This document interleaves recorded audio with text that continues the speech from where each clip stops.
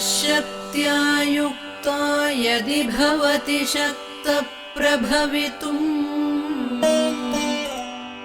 न चेदेवं देवो न खलु कुशलः स्पन्दितुमपि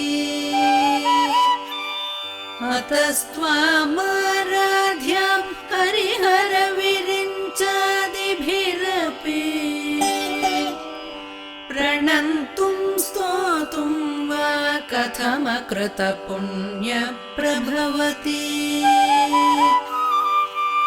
तनीयां सम्पांसुं तव चरणपङ्केरुहभवम् विरिञ्चिः सञ्चिन्वन् विरचयति लोकानविकलम्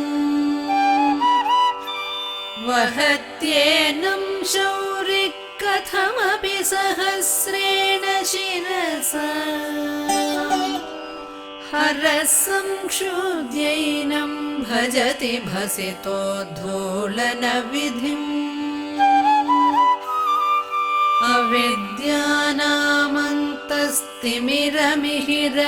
अविद्यानामन्तस्तिमिरमिहिरद्वीपनगरी जडानां चैतन्यस्तबकमकरन्दश्रुतिझरी दरिद्राणां चिन्तामणिगुणनिका जन्मजलधौ निमग्नानां दंश्रामुररिपुवराहस्य भवति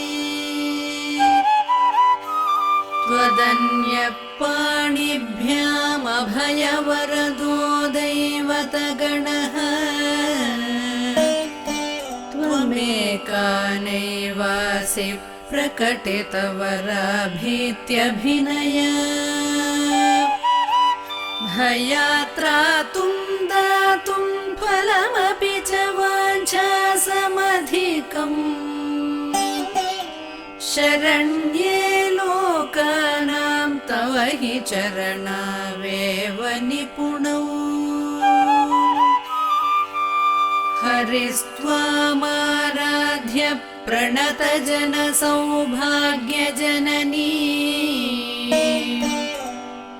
पुरानारी भूत्वा पुररिपुमपेक्षोभमनयत् स्मरोऽपि त्वां नत्वा रतिनयनलेह्येन वपुषा मुनीनामप्यन्तः प्रभवति हि मोहाय महता धनुः पौष्पं मौर्वी मधुकरमयी पञ्चविशिखाः वसन्तः सामन्तो मलयमरुदायो धनरथः तथाप्येकः सर्वं हिमगिरिसुते कामपि कृपा अपाङ्गात्ते लब्ध्वा जगदितमनङ्गो विजयते क्वणत्काञ्चीदाम करिकलभकुम्भस्तननत परीक्षीणा मध्ये परिणतशरश्चन्द्रवदना धनुर्बाणान् पाशं श्रेणिमपि दधाना करतलैः पुरस्तादास्तां नः पुरमथितुराहो पुरुषिका सुधा सिन्धोर्मध्ये सुरविटपि वाटी परिवृते मणिद्वीपे नीपोपवनवति चिन्तामणिगृहे शिवाकारे मञ्चे परमशिवपर्यङ्कनिलया भजन्ति त्वां धन्याः कतिचन चिदानन्दलहरीम्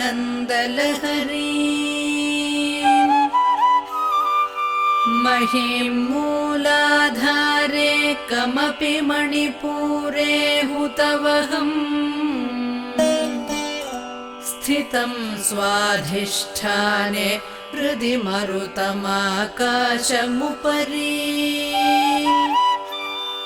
मनोऽपि भ्रूमध्ये सकलमपि भित्त्वा कुलपतम् सहस्रारे पद्मे सहरहसि पत्या विहरसि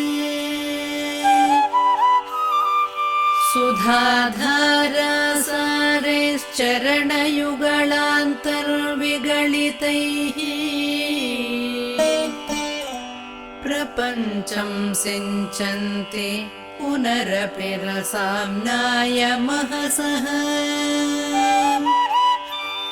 अवाप्य स्वां भूमिं भुजगनिभमध्युष्टवलयम् स्वमात्मानं कृत्वा स्वपिशिकुलकुण्डे कुहरिणी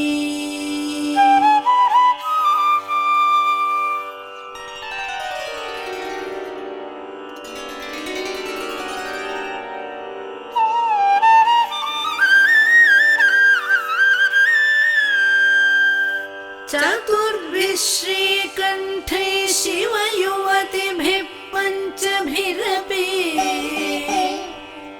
प्रभिन्नाभिः शम्भोर्नवभिरपि मूलप्रकृतिभिः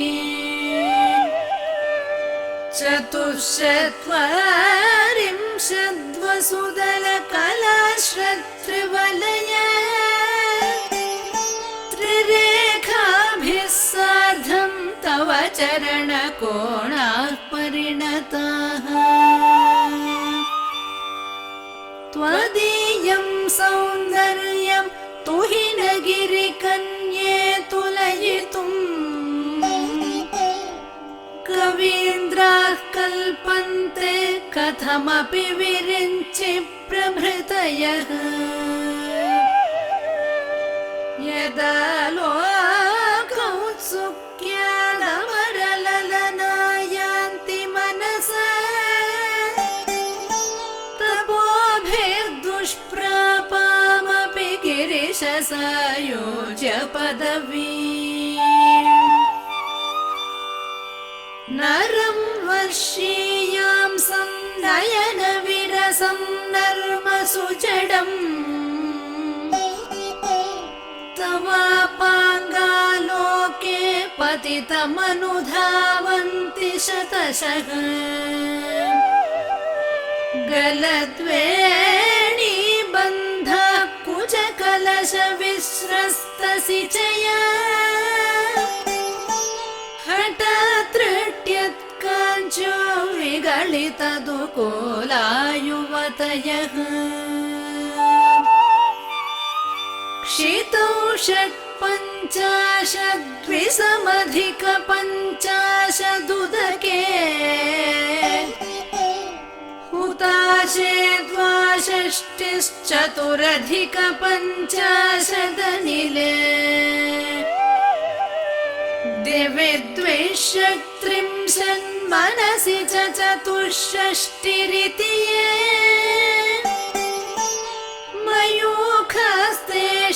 मयूखस्तेषामप्युपरि तव पादाम्बुजयुगम् शरज्योत्स्ना शुद्धां शशियुतजटाजूटमकुटा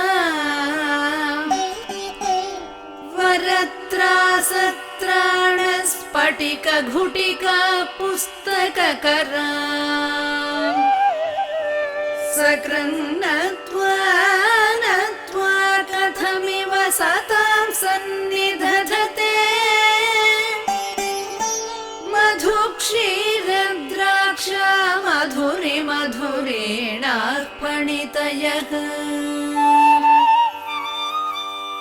कवीन्द्राणां चेतः कमलवनबालातपरुचिः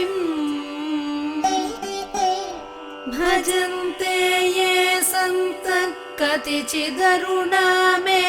भवति विरिञ्चि प्रेयस्यास्तरुणतर शृङ्गारलहरी गभीराभिर्वाभिर्विदधति सतां रञ्जनममी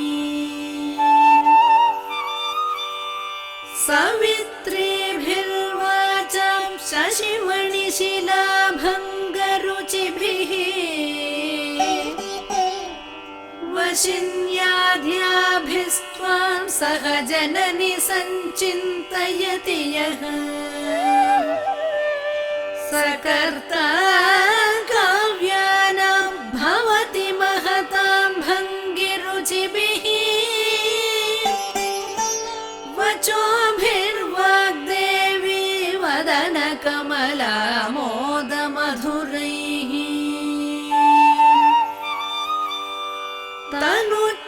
तनुच्छायाभिस्ते तरुणतरणि श्रीसरणिभिः दिवं सर्वामुर्वीमरुणिमनिमग्नां स्मरति यः भवन्त्यस्यत्रस्य ध्वनहरिणशालीननयनाः सहोर्वश्यावश्य कति कति न गीर्वाणगणिकाः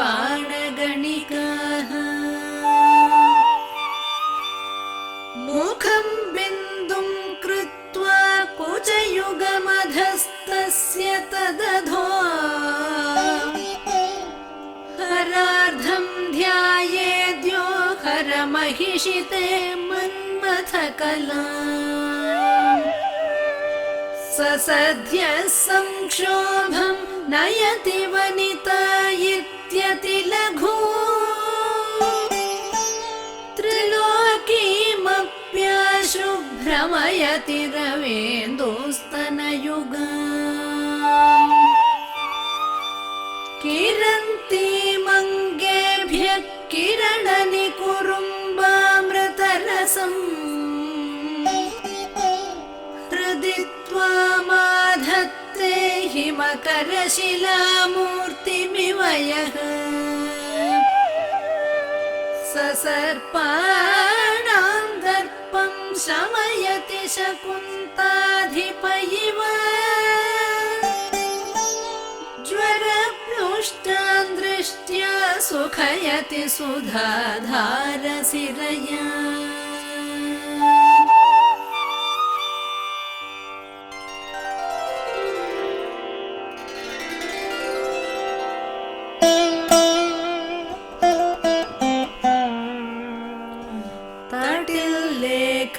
तन्वीं तपनशशिवैश्वानरमयी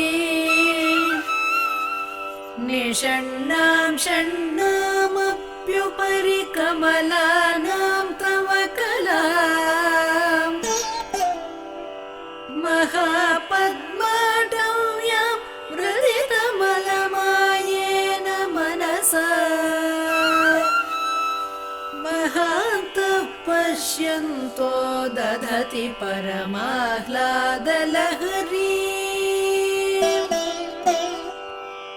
भवानि त्वं दासे मयि वितरदृष्टिं सकरुणा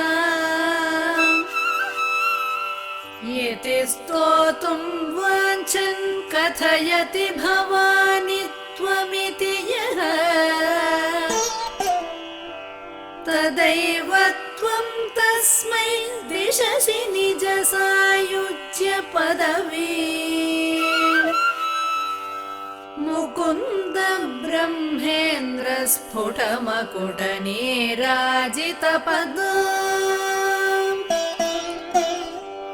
त्वया हृत्वा वामं वपुरपरितृप्तेन मनसा शरीरार्धं शम्भोरपरमपि शङ्के हृतमभूत् यदेतत् त्वद्रूपं सकलमरुणाभं त्रिनयनम् कुचाभ्यामानम्रं कुटिलशशिचूडालमकुटम् जगत्सूते धाता हरिरवति रुद्रक्षपयते तिरस्कुर्वन्नेतत् स्वमपि वपुरीशस्तिरयति सदा पूर्वः सर्वं तदिदमनुगृह्णादि च शिवः तवाज्ञामालम्ब्य क्षणचलितयोर्भ्रूलतिकयोः त्रयाणां देवानां त्रिगुणजनितानां तव शिवे भवेत् पूजा पूजा तव चरणयोर्या विरचिता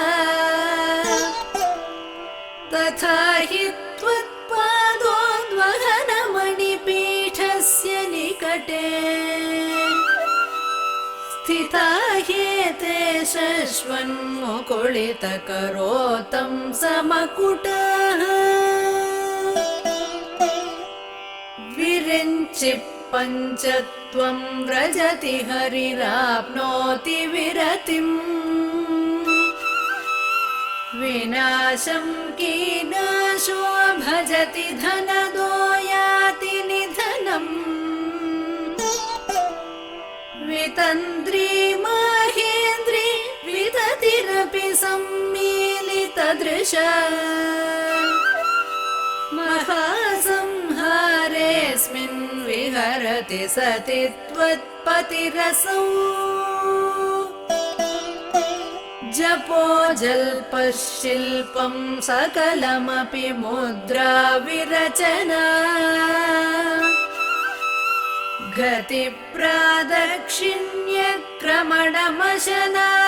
गतिप्रादक्षिण्यक्रमणमशनाद्याहुतिविधिः प्रणामः संवेशः सुखमखिलमात्मार्पणदृशा सपर्यापर्यायस्तव भवतु यन्मे विलसितम् सुधामप्यास्वाद्य प्रतिभयजरा मृत्युहरिणी विपद्यन्ते विश्वे विधिशतमखाद्यादिविशदः करालं यक्ष्वेलं कबलितवतः कालकलना न शम्भोस्तन्मूलं तव जननि ताटङ्कमहिमा किरीटं वैरिञ्चं परिहर पुरकैटभभिदः कठोरे कोटीरे स्खलसि जहि जम्भारि मकुटम् प्रणम्रे श्वेतेषु प्रसभमुपयातस्य भवनम् भवस्याभ्युत्थाने तव परिजनोतिर्विजयत्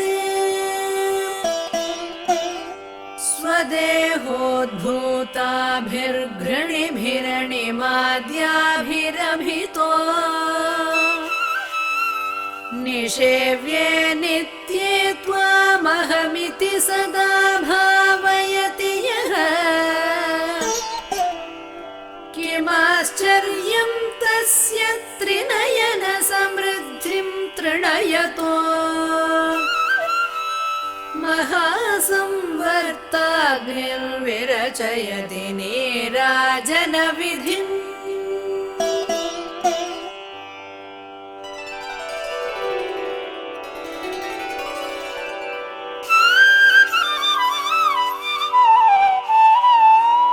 चतुष्षष्ट्या तन्त्रे सकलमतिसन्धाय भुवनम् स्थितस्तत्तत्सिद्धिप्रसव परतन्त्रैर्पशुपतिः पुनस्त्वन्निर्बन्धादखिल पुरुषार्थैकघटना स्वतन्त्रं ते तन्त्रं क्षितितलमवातीतरदिदम् शिवशक्तिः कामक्षितिरथरविशीतकिरणः स्मरोऽहं शश्चक्रस्तदनु च परामारहरयः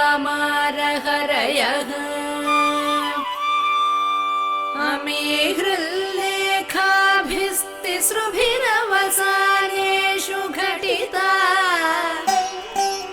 भजन्ते वर्णास्ते तव जननि नामावयवता स्मरं योनिं लक्ष्मीं त्रितयमिदमादौ तव मनोः निधायैके नित्ये निरवधि महाभोगरसिकाः भजन्ति त्वां चिन्तामणिगुणनिबद्धाक्षवलयाः शिवाग्नौ जुह्वन्तः सुरभिघृतधाराहुतिशतैः शरीरं त्वं शम्भो शशिमिहिरवक्षोरुहयुगम् तवात्मानं मन्ये भगवति नवात्मानमनघम् अतः शेषशेषीत्ययमुभयसाधारणतया स्थितसम्बन्धो वां समरसपरानन्दपरयोः मनस्त्वं व्योमत्वं मरुदसि मरुत्सारथिरसि त्वमापस्त्वं भूमिस्त्वयि परिणतायां न हि परम् त्वमेव स्वात्मानं परिणमयितुं विश्ववपुषा चिदानन्दाकारं शिवयुवति भावेन बिभृशे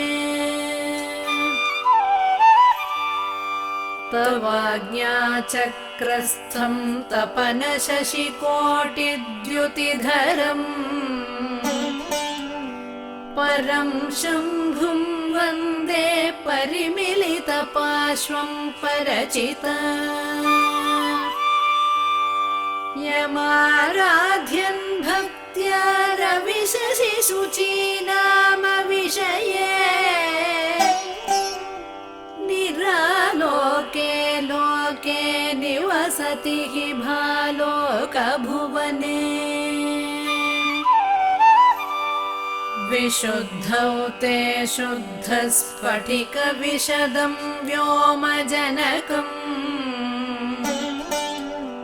शिवं सेवे देवीमपि शिवसमानव्यवसिता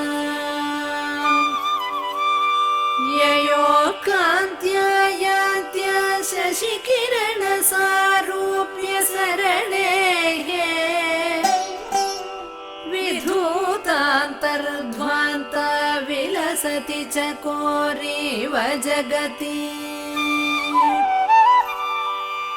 समुन्मीलत् संवित् कमलमकरन्दैकरसिकम्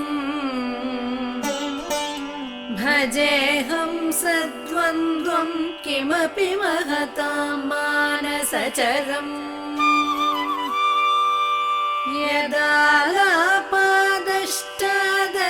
यदालापादष्टादशगुणितविद्या परिणतिः यदा दत्ते दोषाद्गुणमखिलमभ्यपयैव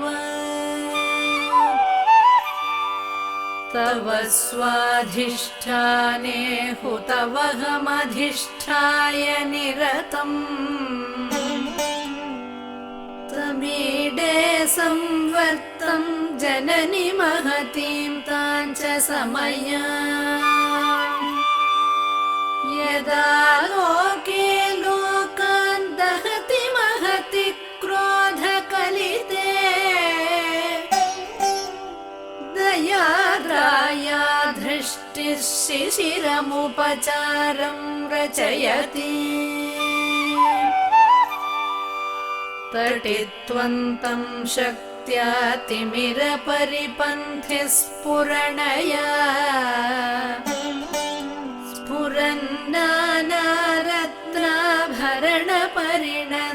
स्फुरन्नानारत्नाभरणपरिणद्धेन्द्रधनुषम् तव श्यामं मेघं कमपि मणिपूरैकशरणम्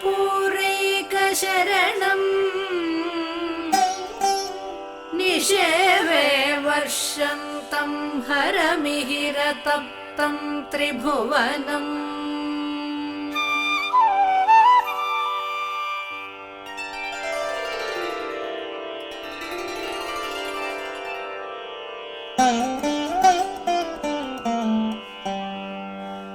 तवाधारे मूले सहसमयया लास्य परया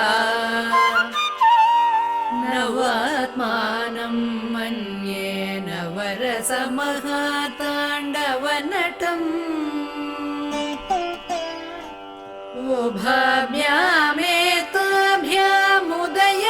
उभाभ्यामेताभ्यामुदयविधिमुद्दिश्य दयया सनाथाभ्यां जज्ञे जनकजनने मज्जगद्दिदम् गतैर्माणिक्यत्वं गगनमणिभिः सान्द्रघटितम् किरीटं ते हैमं हिमगिरिसुते कीर्तयति यः सनीडे यच्छायाश्चूरणशबलं चन्द्रशकलम् धनुषौलासीरं किमिति न निबध्नाति धिषणा धुनोतु ध्वान्तं न स्तुलितगलितेन्दीवरवनम् घनस्निग्धश्लक्ष्णं चिकुरनिकुरुम्बं तव शिवे यदीयं सौरभ्यं सहजमुपलब्धुं सुमनसो वसन्त्यस्मिन् मन्ये बलमथनवाटी विटपिना तनोतु क्षेमं नस्तव वदनसौन्दर्यलहरी परिवाहस्रोतः सरणिरिव सीमन्तसरणिः वहन्ती सिन्दूरं प्रबलकबरी भारतिमिर द्विषां वृन्दैर्बन्दीकृतमिव नवेनार्ककिरणम् हरालैः स्वाभाव्यादलिकलभसश्रीभिरलकैः परीतं ते वक्त्रं परिहसति पङ्केरुहरुचिम् दरस्मेरे यस्मिन् दशनरुचि किञ्जल्करुचिरे सुगन्धौ माद्यन्ति स्मरदहन चक्षुर्मधुलिहः ललाटं लावण्यद्युतिविमलमाभाति तव यत् द्वितीयं तन्मन्ये मकुट स्फुटघटितं चन्द्रशकलम् विपर्यासन्न्यासादुभयमपि सम्भूय च मितः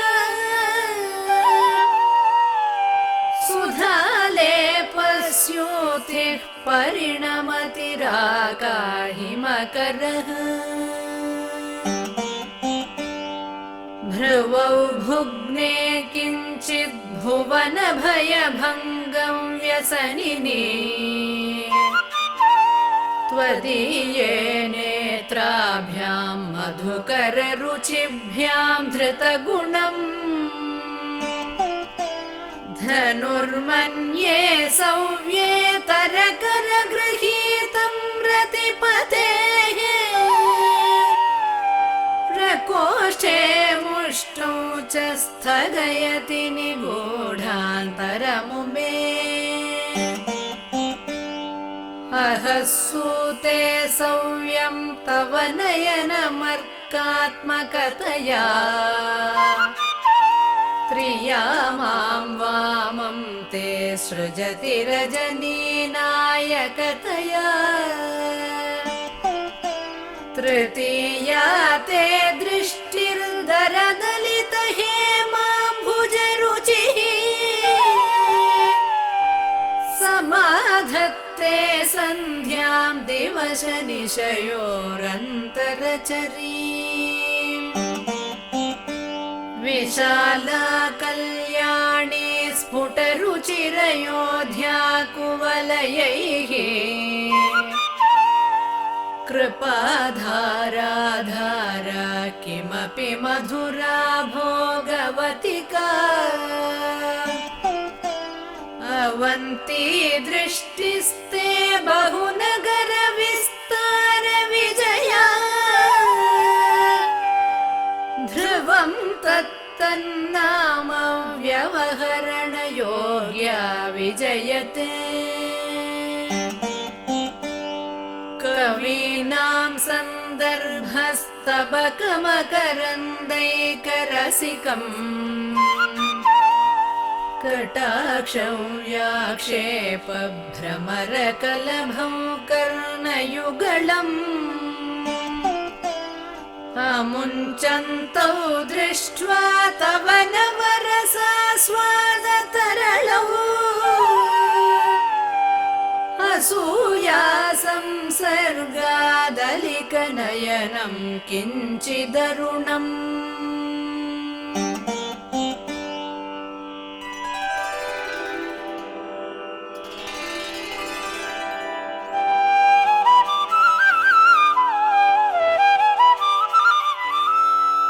शिवे शृङ्गारार्द्रा तदितरजने कुत्सनपरा सरोषा गङ्गायां गिरिशचरिते विस्मयवती हराहिभ्यो भीता सरसिरुहसौभाग्यजननी सखीषु स्मेराते मयि जननि दृष्टे सकरुणा गते करुणाभ्यर्नं गरुत इव पक्ष्माणि दधति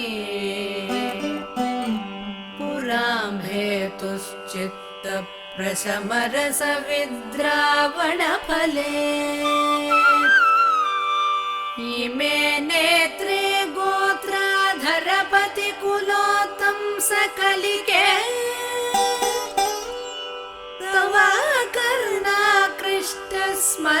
तवाकर्णाकृष्टस्मरशरविलासं कलयतः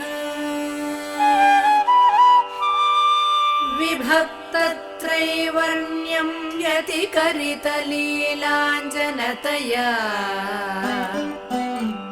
विभाति त्वन्नेत्रत्रतयमिदमीशानदयिते पुनः स्रष्टुं देवान् द्रुहिणः हरिरुद्रानुपरतान् रजसत्वं बिभ्रत्तम इति गुणानां त्रयमिव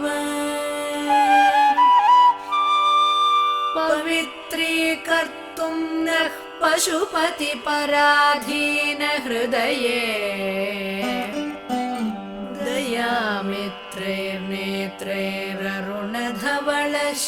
दयामित्रैर्नेत्रैररुणधवलश्यामरुचिभिः न दशोणो गङ्गा तपनतनयेति ध्रुवममुम् त्रयाणां तीर्थानामुपनयसि संहेदमनघम्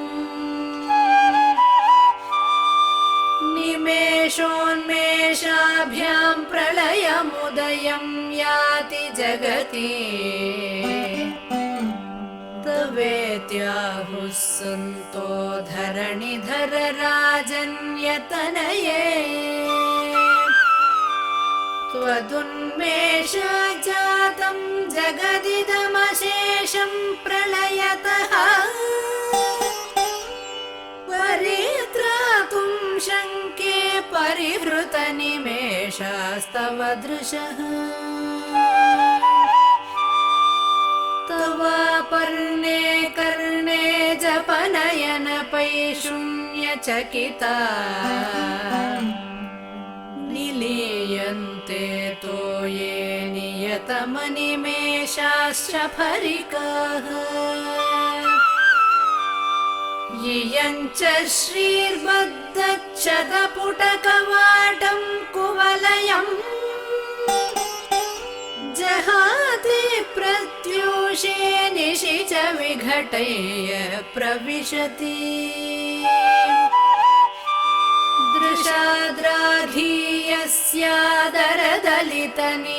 दृशाद्राघीयस्यादरदलितनीलोत्पलरुचा दवीयां संदीनं स्नपय कृपया मामपि शिवे अनेनायं धन्यो भवति न च ते हानिर्यता वने वा हर्म्ये वा समकरनिपातो हिमकरः अराळं ते पाळीयुगळमगराजन्यतनये न केशामाधत्ते कुसुमशरकोदण्डकुतुकम्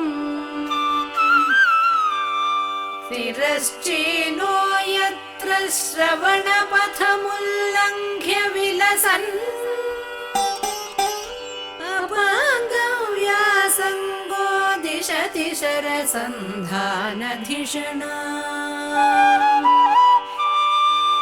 स्फुरद्गण्डा भोगप्रतिफलितताटङ्कयुगळम् चतुश्चक्रं मन्ये तव मुखमिदं मन्मथरथम् यमारुह्य द्रुह्यत्यवनिरथमर्केन्दुचरणम् महावीरो मारः प्रमथपतये सज्जितवते सरस्वत्या सूक्तिरमृतलहरी कौशलहरीः पिबन्त्या सर्वाणि श्रवणचुळुकाभ्यामविरलम्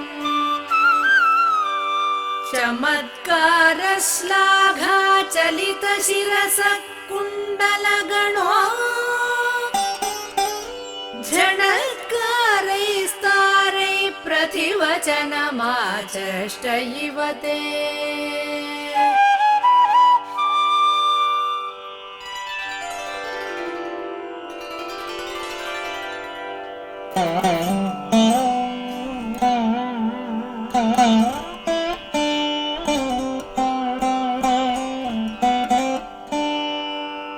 असौ नासा वंशस्थो हिनगिरिवंशध्वजपटी त्वदीयो नेदीयः फलतु फलमस्माकमुचितम् वहत्यन्तर्मुक्ता शिशिरकरनिश्वासगलितम् समृद्ध्यायतासां भगिरपि समुक्ता मणिधरः प्रकृत्या रक्तायास्तव सुदति दन्तच्छदरुचेः प्रवक्ष्ये सादृश्यं जनयतु फलं विद्रुमलता न बिम्बं तद्बिम्ब प्रतिफलनरागदरुणितम् तुलामध्यारोढुं कथमिव विलज्जेत कलया स्मितज्योत्स्नाजालं तव वदनचन्द्रस्य पिबता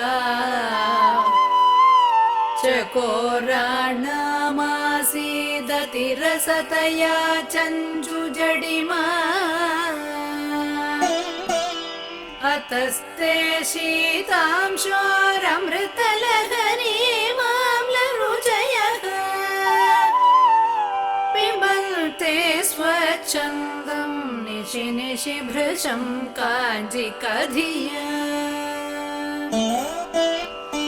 अविश्रान्तं पत्युर्गुणगणकथाम्रेडन जपा जपा पुष्पच्छाया तव जननि जिह्वा जयति सा यदग्रासीनाया स्फटिकधृषदच्छविमयी सरस्वत्या मूर्तिः परिणमति माणिक्यवपुषा रणे जित्वा दैत्यानपहृतशिरस्त्रैः कवचिभिः निवृत्तैश्चण्डां शत्रुपुरहर निर्माल्य विमुखैः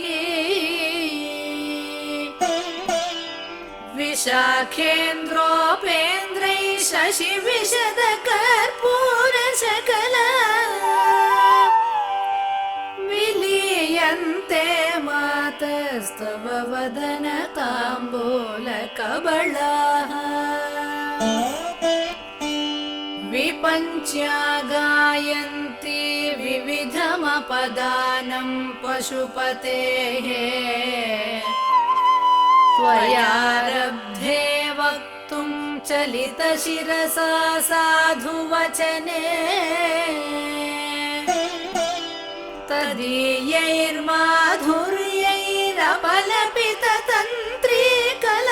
तदीयैर्माधुर्यैरपलपिततन्त्रीकलरवाम् निजां वीणां वाणी निचुळयति चोळेन निभृतम् कराग्रेण स्पृष्टं तुहिनगिरिणा वत्सलतया गिरीशेनोदस्तं मुहुरधरपानाकुलतया करग्राह्यं शम्भोर्मुखमुकुरवृन्तं गिरिसुते कथङ्कारं ब्रूमस्तव चुबुकमौपम्यरहितम् भुजाश्लेषान् नित्यं पुरदमयितुः कण्टकवती तव ग्रीवा धत्ते मुखकमलनाळश्रियमियम् स्वतश्वेता काला गरुबहुलजम्बालमलिना मृणालीलालित्यं वहति यदधोहारलतिका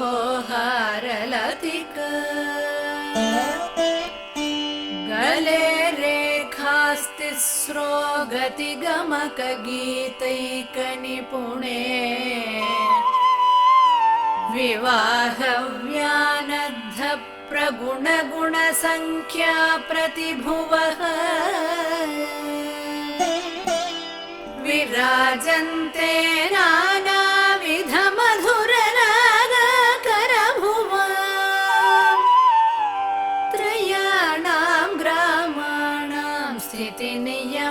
सीमान इव ते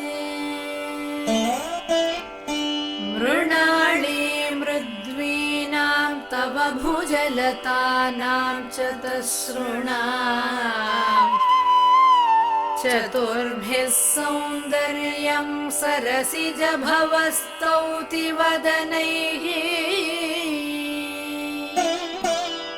नखेभ्यः सन्त्रस्यन् प्रथममथनादन्धकरिपोः चतुर्णां शीर्षाणां सममभयहस्तार्पणधिया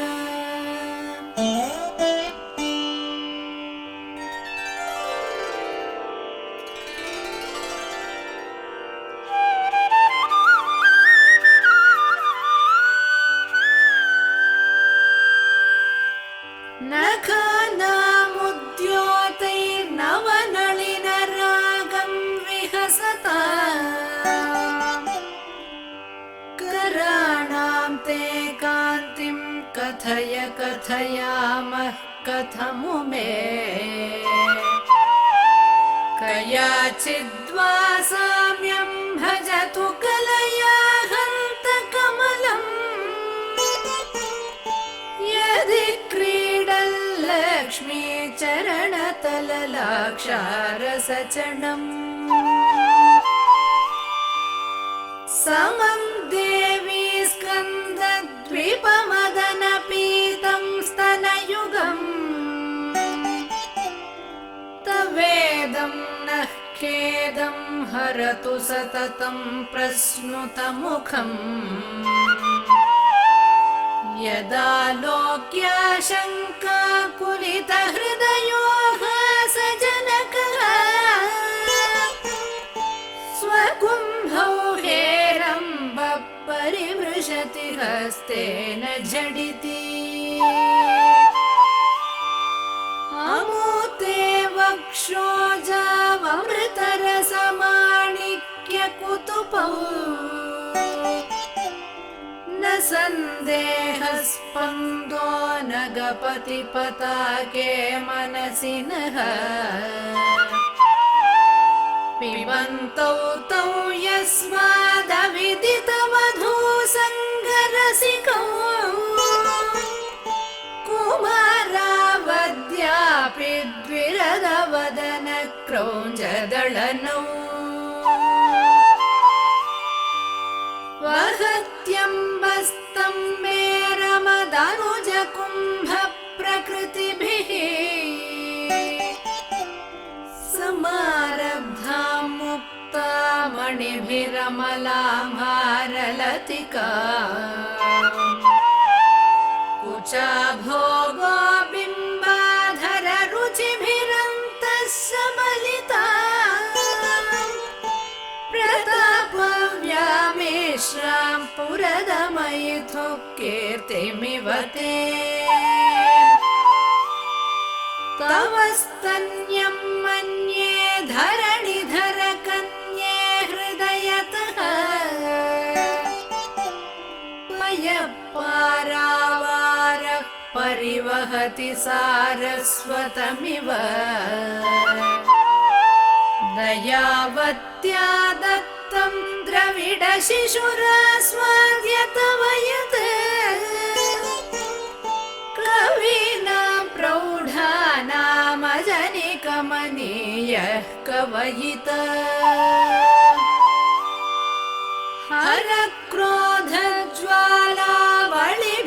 हरक्रोधज्वालावलिभिरवलीढेन वपुषा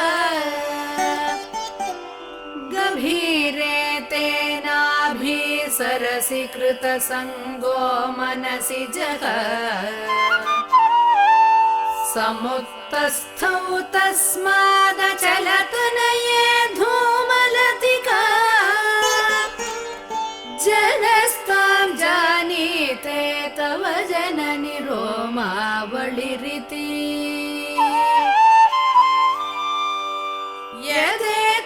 यदेतत्कालिन्दी तनुतरतरङ्गाकृति शिवे कृशे मध्ये किञ्चिज्जननि तव यद् भाति सुधिया विमर्दादन्योन्यं कुचकलशयोरन्तरगतम् तनुभूतं व्योम प्रविशदिवनाभिं कुहरिणीम् स्थिरो गङ्गावर्तस्तनमुकुलरोमावलिलता कलावालं कुण्डं कुसुमशरतेजोहुतभुजः रतेर्लीलागारं किमपि तव नाभिर्गिरिसुते बिलद्वारं सिद्धेर्गिरिशनयनानां विजयते निसर्गक्षीणस्य स्तनतटभरेण क्लमजुषो नमन्मूर्तेर्नारी तिलकशनकैस्तृट्यत इव चिरं ते मध्यस्य त्रिटिततटिनी तीरतरुणा समावस्थास्थेनो भवतु कुशलं शैलतनये कुजौ सद्य स्विद्यत्तटघटितकूर्पासभिदुरौ कषन्तौ दोर्मूले कनककलशाभौ कलयता तव त्रातुं भङ्गादलमिति वलग्नं तनुभुवा त्रिधानद्धं देवी त्रिवळिलवली वल्लिभिरिव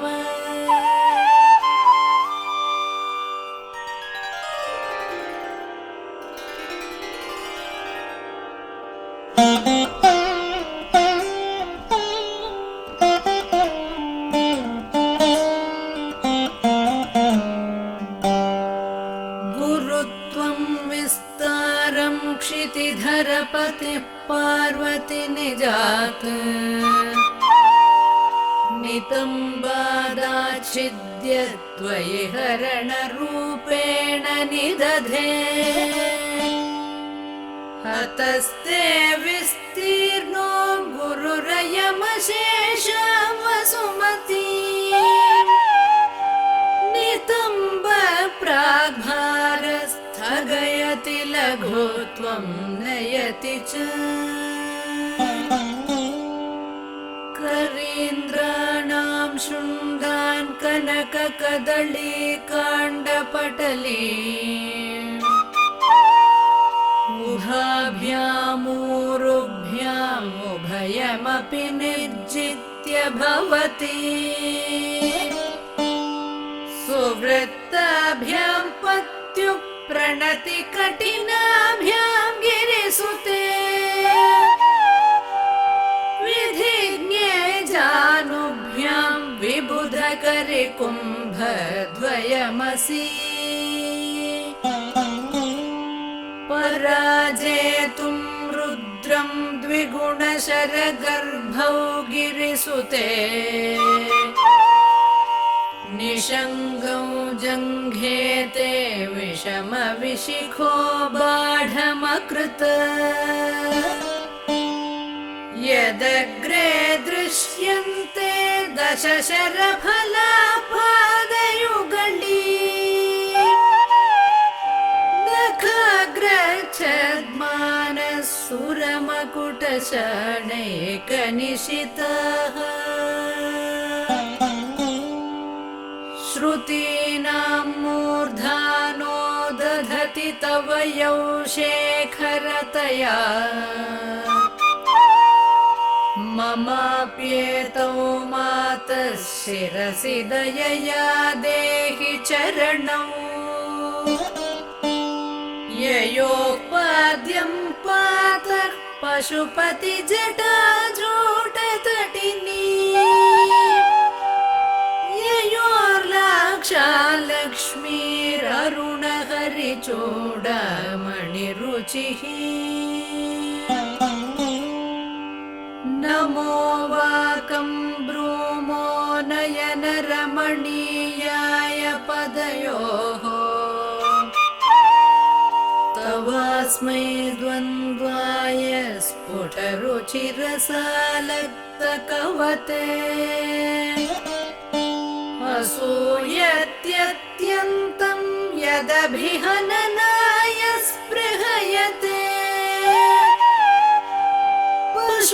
पशूनामेशान प्रमदवनकं केलितरवे मृषा कृत्वा गोत्रस्खलनमथ वैलक्ष्यनमितम् ललाटे भर्तारं चरणकमले ताडयति ते चिरादन्तशल्यं दहनकृतमुन्मूलितवता तुलाकोटिक्वाणैः किलिकिलितमेशानरिपुणा हिमानी हन्तव्यं हिमगिरिनिवासैकचतुरौ निशायां निद्राणां निशिचरमभागे च विशदौ वरं लक्ष्मीपात्रं श्रियमतिसृजन्तौ समयिना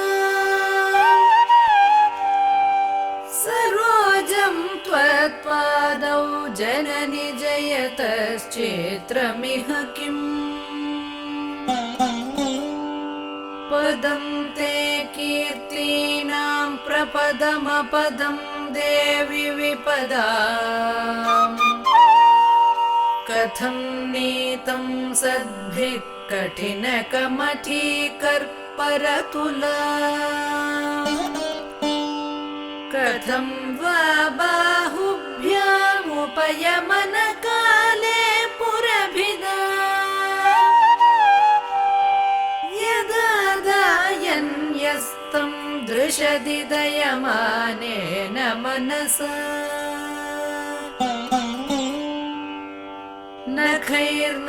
नखैर्नाकस्त्रीणां करकमलसङ्कोचशशिभिः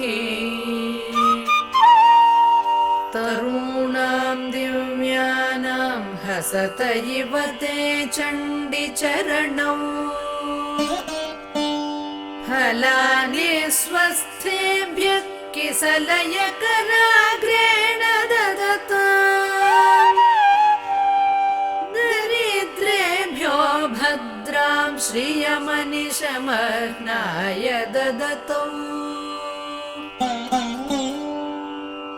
ददाने दीनेभ्यः श्रियमनिशमाशानुसदृशीम् अमन्दं सौन्दर्यप्रकरमकरन्दं विकिरति तवास्मिन् मन्दारस्तबकसुभगे यातु चरणे निमज्जन्मजीवकरणचरणशरणता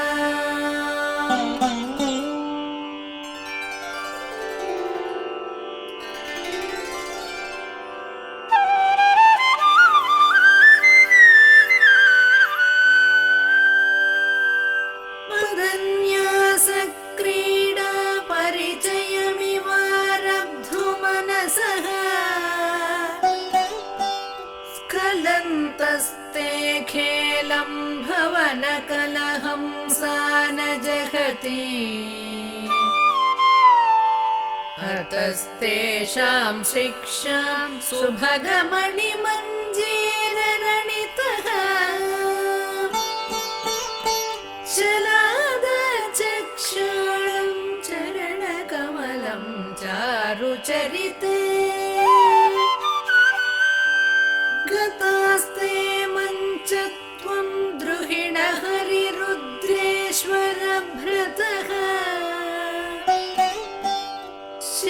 स्वच्छच्छाया घटितकपटप्रच्छदपटः त्वदीयानां भासां प्रतिफलनरागारुणतया शरीरे शृङ्गारो रस इव दृशां दोग्धिकुतुकम् कराळाकेशेषु प्रकृतिसरला मन्दहसिते शिरीशाभाचित्ते दृशदुपलशोभाकुचतटे भृशं तन्वी मध्ये पृथुरुरसिजारोहविषये जगत्रातुं शम्भोर्जयति करुणा काचिदरुणा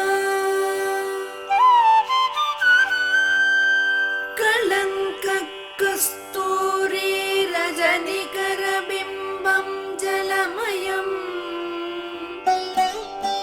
कलाभिः कर्पूरैर्मरकतकरण्डं निबिडितम् अतस्त्वद्भोगेन प्रतिदिनमिदं रिक्तकुहरम् विधिर्भूयो भूयो निबिडयति नूनं तव कृते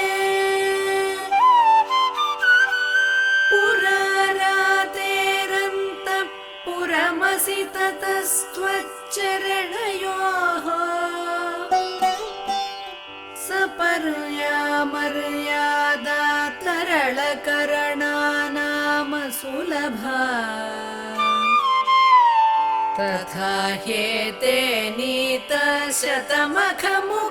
सिद्धिमतुला तव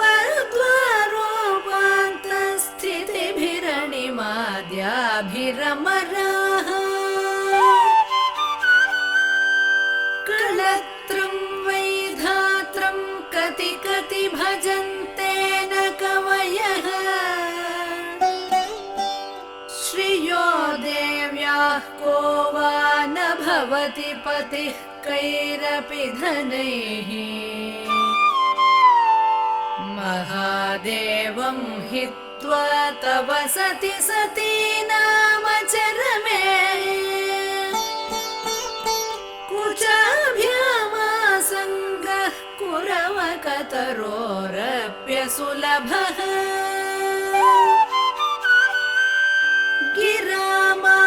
गिरामाहुर्देवीं द्रुहिणगृहिणीमागमविदो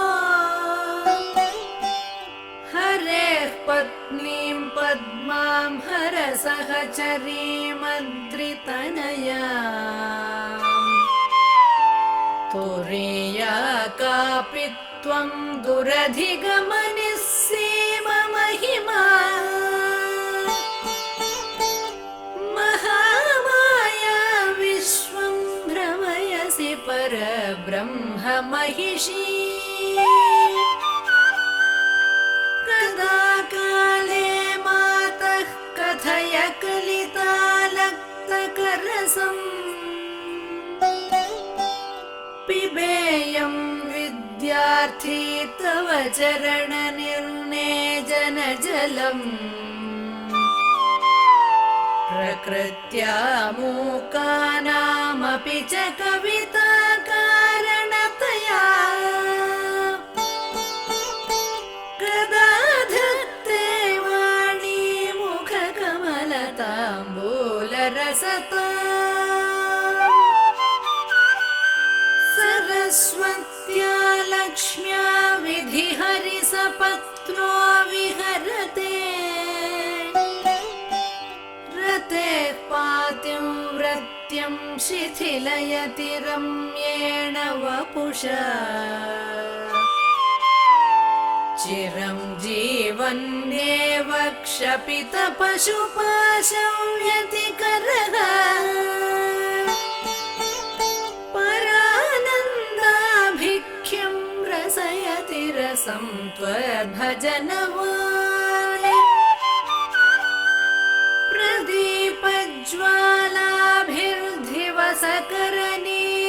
प्रदीपज्वालाभिर्धिवसकरनीराजनविधिः